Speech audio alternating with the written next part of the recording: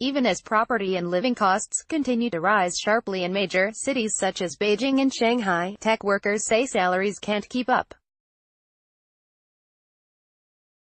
Beijing, Wang Miaoyis' small one-bedroom apartment, which doubles as her design studio, is overflowing with game magazines, figurines and boxes of sci-fi novels. The 30-year-old game developer is the child of the county's tech boom. She studied at one of China's top universities and her company hit it big with an award-winning game that was published on Nintendo's Switch console and the PC gaming platform Steam, with plans for rollout on other game platforms. Now her ambitions, and those of many others across China's giant tech industry, are facing a reckoning, amid rising state control over the sector, tightening regulation and a biting trade war with the United States stymieing growth. In 2015, doing a startup was popular. So many young people set up small businesses, like developing games, and dreamed of making big money as well as being free, she said. But they found out now it's really unrealistic. Wang says she has had to abandon for now hopes of releasing the game on new platforms in China, closing the original studio that developed it and working instead on updates with a skeleton crew of freelancers.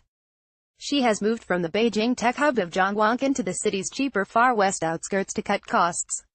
She is not alone.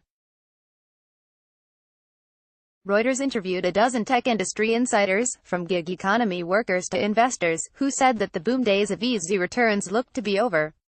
Until last year, China's tech industry had enjoyed years of breakneck growth. Firms including Alibaba Group Holding Limited and Tencent Holdings Limited almost doubled in value in 2017 alone, making big-ticket investments as part of a multi-billion-dollar expansion into cloud, offline retail and finance. But now the market is feeling the pinch. Hiring numbers are down, company margins are thinner and tumbling technology stocks have wiped nearly $500 billion this year from the value of China's top-listed tech firms. The biggest names in tech have flagged concerns, including Alibaba and Baidu Inc., who revised down their full-year sales forecasts in recent weeks on the weaker outlook. Investments into the tech space have definitely cooled down, measured by almost every metric, number of deals, deal size or fundraising, said Zhang Chenhao, Shanghai-based managing partner at technology-focused Prometheus Fund. I think this year is the first time over the last 30 years when greed yields to the fear hand of the state. The technology sector is facing challenges on all sides. A broader economic slowdown saw China's third-quarter GDP slow to its weakest pace since the global financial crisis. The currency has slid against the dollar and domestic markets are down sharply.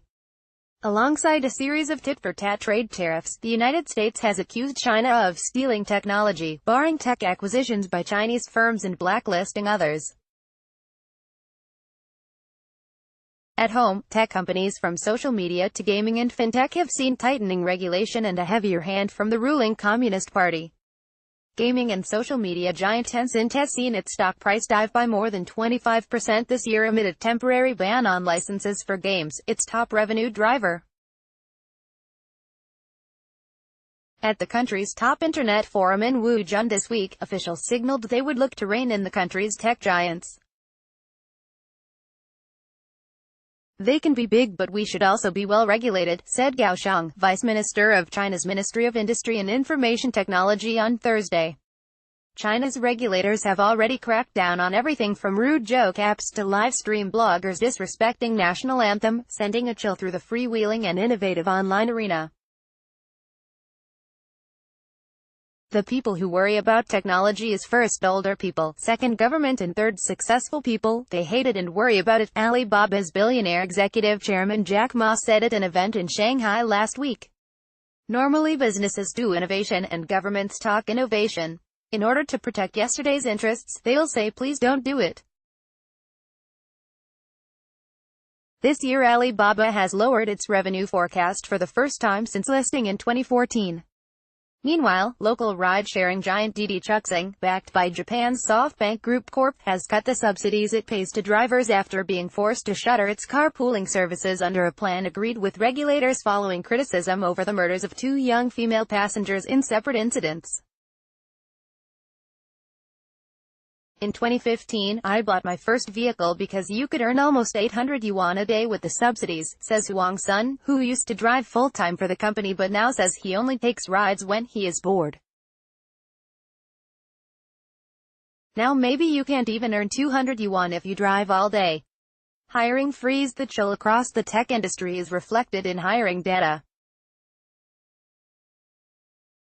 According to statistics released by leading local job website Zhaopin.com, job demand in the IT and Internet sector has dropped by 51% as of September compared with a year earlier. Companies have slowed hiring in certain fields, including sales and software development. Recruiters and human resources staff at Alibaba and Tencent said, asking not to be named because they were not authorized to speak to press.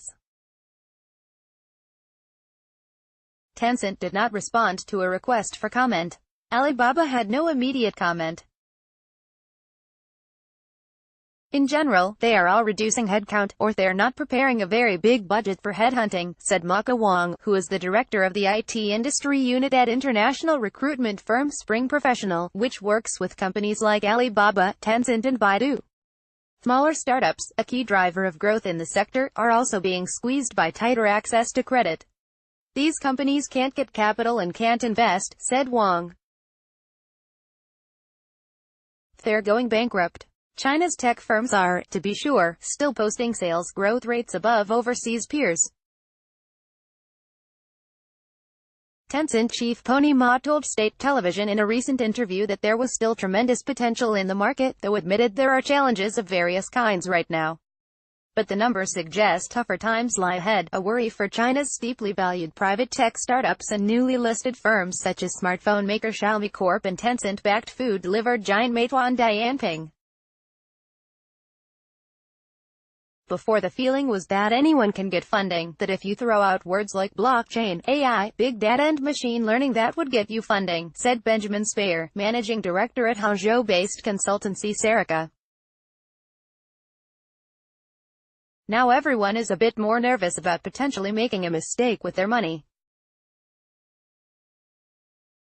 Alibaba, whose China commerce sales growth dropped to its lowest rate since 2015 in the last quarter, said it would take less income from its platforms for the near future, effectively subsidizing merchants, in an effort to retain brands on its platform. Competitor JD.com Inc., which posted a loss last quarter, is seeking to revive profits by outsourcing some of its 2.5 million square meters of warehouse space. The country's upstart technology workforce are even more keenly aware of the slowdown. Even as property and living costs continue to rise sharply in major cities such as Beijing and Shanghai, tech workers say salaries can't keep up. Beijing-based Lu Wangwei works as a software engineer at one of the country's highest-valued startups and rents a two-bedroom apartment because his partially disabled mother often stays with him. He said his rent has risen by almost 50% since they moved to the area in 2014 and says he is considering moving to another of the company's offices in a smaller city where the government subsidizes housing for technology workers. I always thought I could join the well-known tech companies and never worry about money, said Lu. When I was in university, our teachers gave us encouragement to be like Steve Jobs and Jack Ma. It's not the same as we were promised. Commenting feature is disabled in your country, region.